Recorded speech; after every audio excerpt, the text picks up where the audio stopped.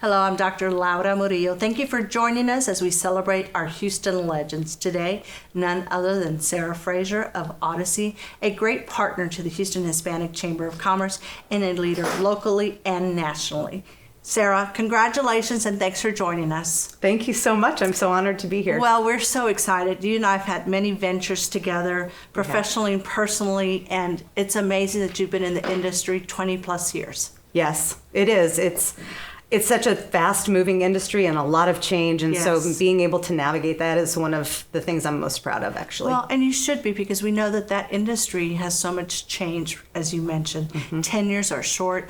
You've been in this position now 10 years? Yes, this is my 11th year here in Houston. Yes, and 21 with the company. So I've gone from when we just were over-the-air, regular radio, terrestrial, to having an app, streaming, podcasting. Things have changed dramatically since I got into the business. And yet you all have still thrived and doing extraordinarily well. How do you keep up with so much? I know you have a daughter who's just gone on to college. I do. And you're doing this, and it requires a lot of time, energy. How do you balance all of it?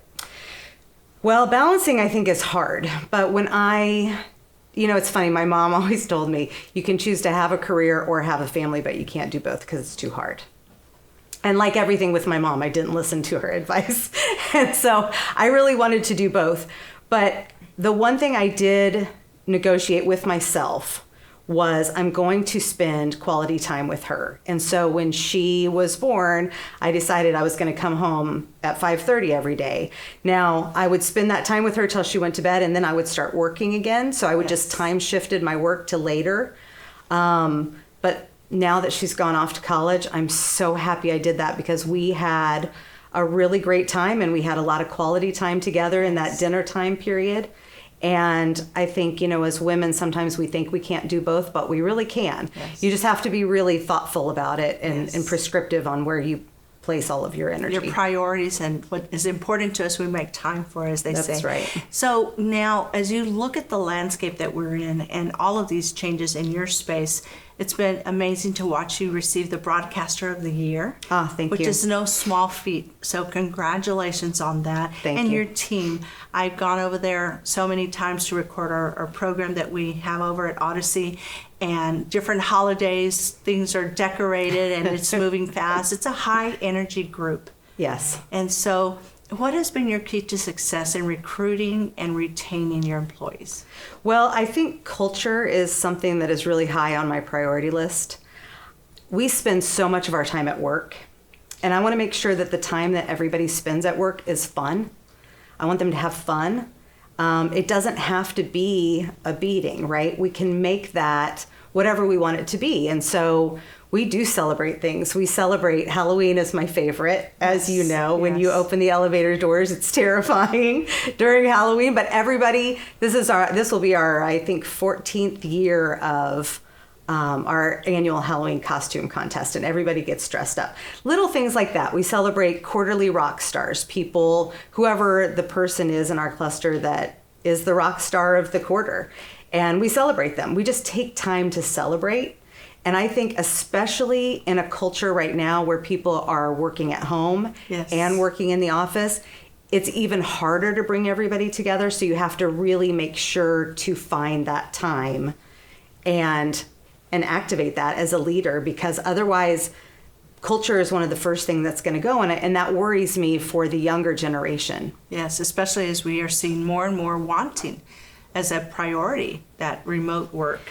Yeah, and that is not great when you're starting out, because I think one of the things that put me ahead was that my bosses were able to see my work ethic. I never left until they left. And sometimes that would be really, really late, but I outworked them. I was there and turned the lights on and I turned the lights off. And if you're all working remotely, your boss isn't seeing that. So Sarah, tell us a little bit about your first big break. What was that? I was in the car with my boss, and his old boss called and said, "Hey, do you want to come to Dallas and work for me?" And he looked at me and said, "Hey, do you want to go to Dallas?" And it was serendipitous. They were looking for somebody who had experience in concerts. Yes. That had been my prior role. And so they brought me to, I just said, why not? Why not move to Dallas? I was young and single and didn't have anything to lose. And so I thought, let's do it. And that chance that I took has propelled me all the way through the last 20 years.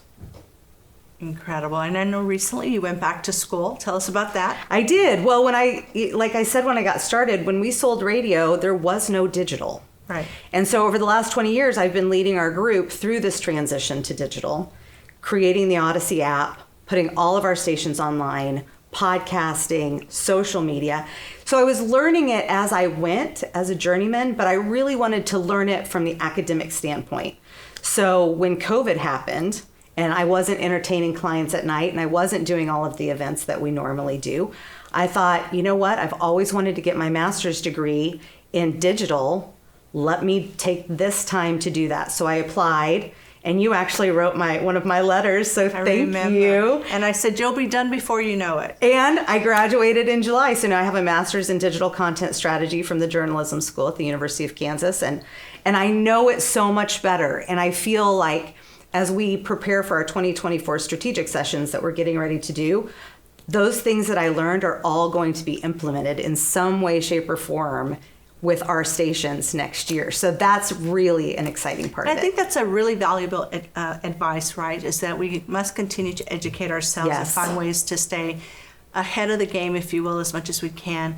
And I just want to thank you. When we went to you and said we wanted to do something on radio, you said absolutely, and we're on 6 of your stations, and we've been able to interview some extraordinary people in the city and from outside.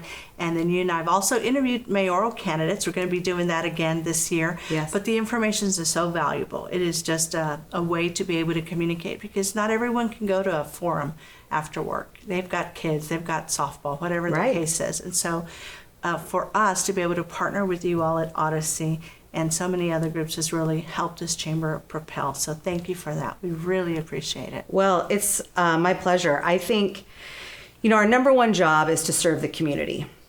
And what is more important right now than the Hispanic community and Hispanic business owners? It's one of the fastest growing groups. And advertising propels business. So we're a really good partner in that way.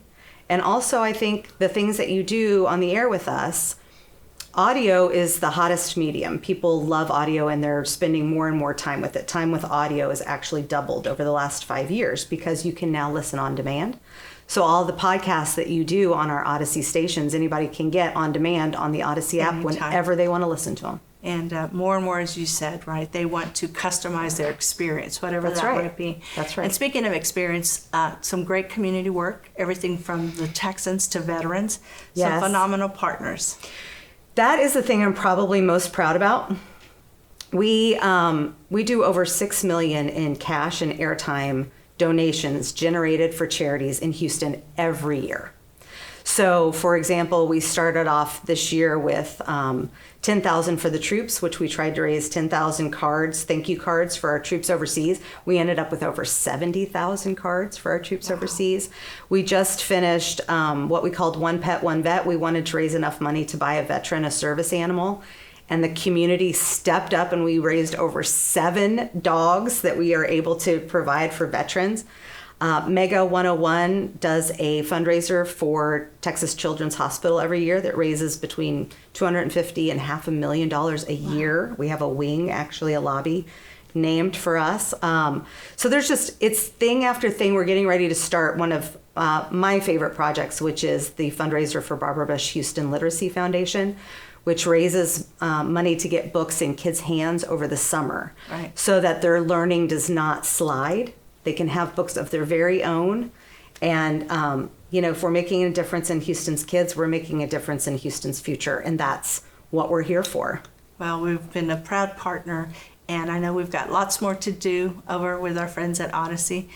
Tell us, so you've been doing this 20 years plus now. Yes. What would you like your legacy to be? I want the legacy to be that people that worked with me felt like we made a difference. Whether that is our employees, our partners, our clients, my colleagues, I want everyone to feel like the work that we did really made a difference for Houston. So I think the key to a happy life is having a purposeful life. And so I think the things that we're doing are really providing a sense of purpose, which makes everybody proud to work there. And hopefully they think it was fun. You know, I want to provide a little bit of joy and a little bit of purpose. And if I can do that, I'm hugely successful. Well, that's a great legacy to have, and it sounds like you are very focused on making that absolutely your legacy. We've got a lot of young people watching us, and having a career for younger people today is very different than what it was for us 30 years ago. What advice do you have for people who are just entering their professional careers? I think the thing is, be visible. I think visibility is a scary thing right now because a lot of them are working out of their home. So be visible with your boss. Take that time. Go talk to people. Also, make sure that you are constantly learning. Even though you may have just gotten out of school, especially in media, things are changing so fast. You have to really invest in yourself. Yes. So invest in yourself, and 3, work hard. Yes. You know, outwork everybody you can, because people will see that. And while I think there's a lot of questions nowadays whether loyalty is valued, I can tell you from somebody like me, loyalty is very valued. So find somewhere and grow with the people and grow with the community, and you'll be very successful. Yes, and you're right. It does matter where you work and who you work with in making this decision. And yes. While short term, especially I think for the younger generation, the remote experience seems really fun and cool and less effort. I think long term, it's not going to be the best for them because they're not going to get the opportunity to see Sarah Frazier in action and all that comes with it, and opportunities and being able to step up and volunteer for assignments and whatnot. So we thank you for being an incredible, extraordinary leader in Houston and for being a Houston legend. Thank you, Sarah. Thank you so much. Thank you. Thank you so much for joining us.